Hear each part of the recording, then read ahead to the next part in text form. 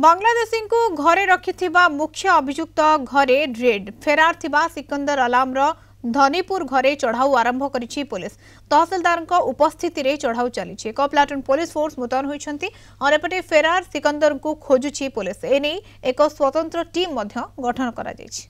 अधिक सूचना नबा शुभंकर जेना जगतसिंहपुर रिपोर्टर आम सहित जोड़ी होती। शुभंकर जो भाव में ये रेड करा जाउछि मुख्य अभियुक्त जहाँ कहुच्छी बांग्लादेशी को घरे रखी घरे रेड करा जाउछि कौन अपडेट आसुछि याकु नै कि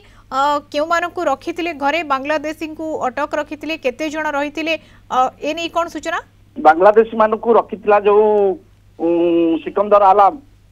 तेणु सिकंदर आलम जो घर भड़ा करी नहीं रखिथिला गोटे गोचर जगह देहरे एवं ताकु मध्य पुलिस भांगी देइथिला एवं से जो तंगर जो माने